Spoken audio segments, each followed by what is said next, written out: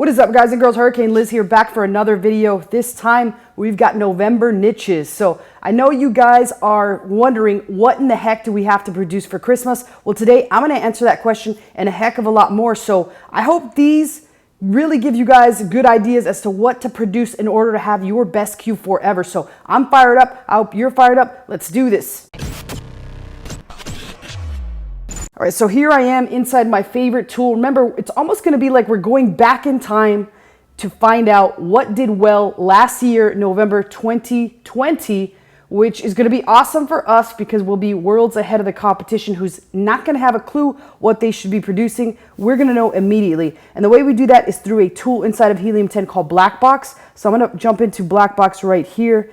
And let's find out what's happening in the book. So it's books checked off there. And here is the secret sauce. We go to advanced filters, we pick best sales period, and we're going to pick 2020 November. And that's pretty much it. We could get a little bit more specific by putting a keyword, which we will do at the end of this, but I'm just going to hit search and away we go with the secret sauce, which is not going to give us explosive diarrhea or anything. I know a lot of people are like, Liz, secret sauce is so hot, I need to go to the bathroom. So you want to sort these by monthly revenue. You want to click on monthly revenue and see what makes the most money in general over the course of that particular month. And here we are right here.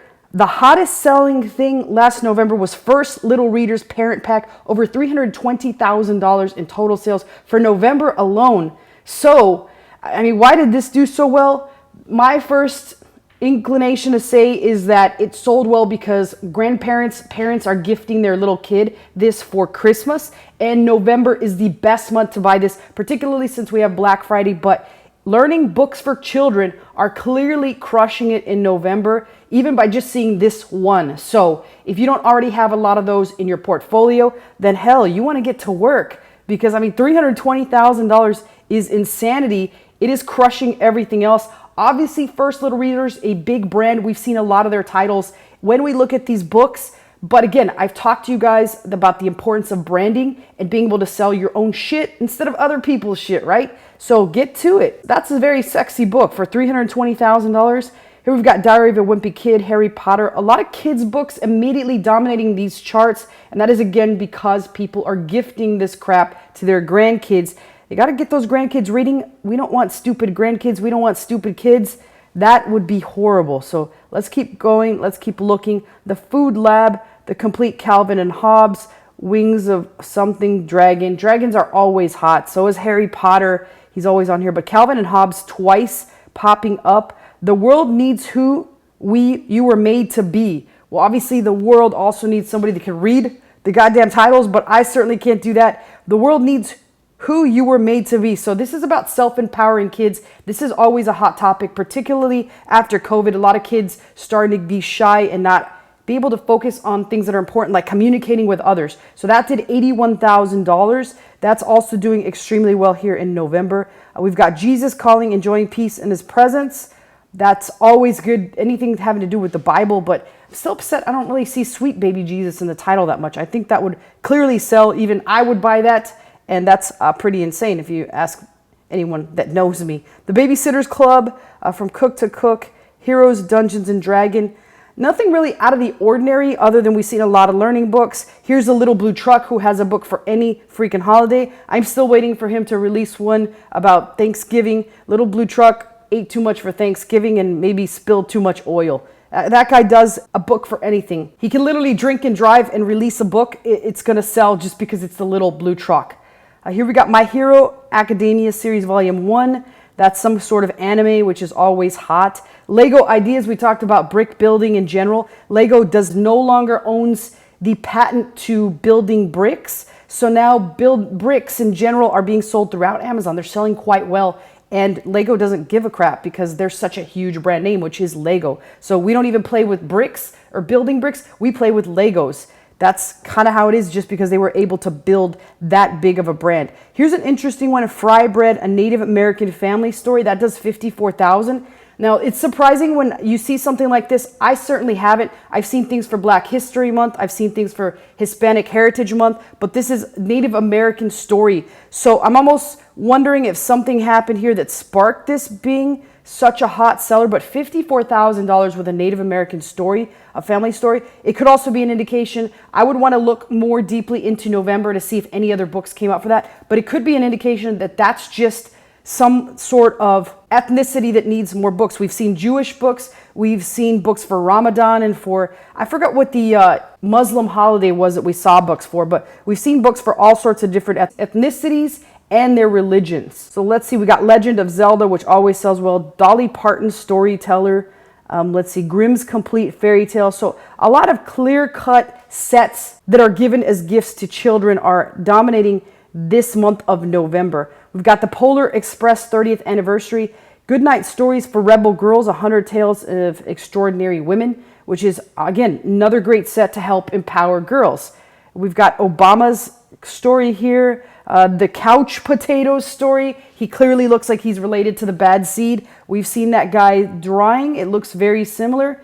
Strictly No Elephants. Like, I don't know, I'm feeling like they're talking clearly to fluffier people, chubbier people, and I think that's downright discriminatory. So I'm a little bit outraged by this particular book. I certainly am not going to buy it. Hope you guys boycott it. $34,000 in sales, but I mean, Strictly No Elephants. What the F is that about, right? Diary of a Wimpy Kid, Grinny Granny Donkey. I have no idea what that is. I certainly don't even like the name of the book, but $32,440 in total sales and a ton more collections. Here's just a Mead Small Notebook. Even Mead Small Notebooks, $30,000. I mean, grandparents, parents, are you guys really buying your kids this shit for Christmas? It's no wonder kids are outraged out there. Like, they've been stuck inside with COVID and you guys are buying them this kind of crappy gift. Like, I mean, let's be serious. If somebody bought me that gift, I'm immediately deleting their phone number from my phone. That's just a terrible gift. Mighty Mighty Construction Site. We've seen that one before. Here is an animal book, and let's see if we find anything else. The Potty Book, we've seen that little guy before, sitting down in the toilet, thinking about things.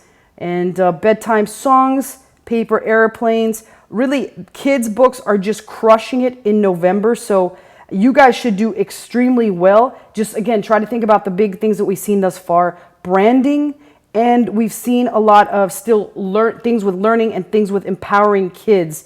There's also a lot of comic book type books and books that are in sets. Here's another Boxcar Children's Mystery Books, 5 through 8. And again, this really should sink in the importance of branding your books and coming out with multiple books in order to be able to box them up as a set like that. And at some point, you could print your own books, put them in a box set, and just produce them on your own. We got Nancy Drew, we got Hunger Games, we got Diary of a Wimpy Kid has popped up several times.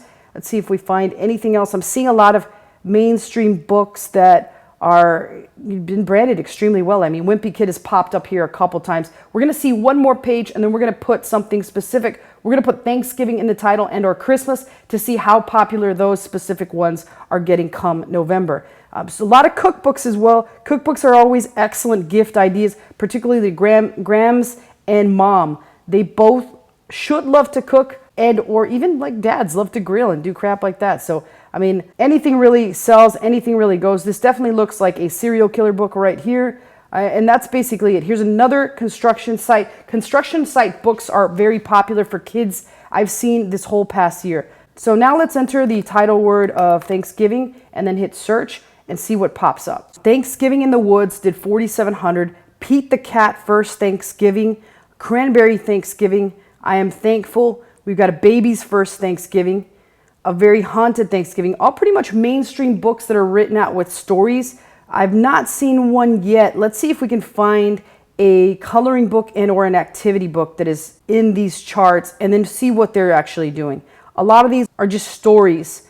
And here's a Dino Thanksgiving, Dino Holidays. That one did 921. So Thanksgiving, it doesn't really look like that many journals or coloring books or activity books are doing that well. Here's the first one. This Thanksgiving cut and paste workbook for kids did over $432, which is not really a lot, but still it's at least something, but it certainly doesn't look like they did that well. And let's go ahead and jump into Christmas and see what else we see. Here's a second coloring book for toddlers, did $287. Now again, don't take these totals as the gospel. They're certainly not the end all and be all. I'm sure there's a lot of people out there that have made more, and there's a possibility that they either didn't have these words in their title and or this tool is not that accurate, but it's a pretty good guideline as to what we should follow in order to get ideas. So here we have with Christmas, we obviously see the little blue truck with $64,000, the Grinch, and a couple other bestsellers. We've got some sheet music, and we've also got some books, box set. Here we have the Creative Haven Country Christmas Coloring Book, $6,000.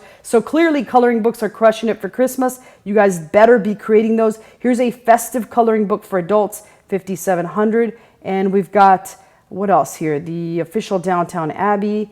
Brain Games is always crushing it with a sticker by number. And then we've got Playtime Piano, which is crushing it too. And then finally we wrap it up with the Spider Who Saved Christmas. So again, hopefully this video helped you find an idea or two on what you should be creating for Christmas to make the maximum amount of profit in Q4. So if you have any questions or comments, post them below. I always personally answer them, and I'll see you guys next time.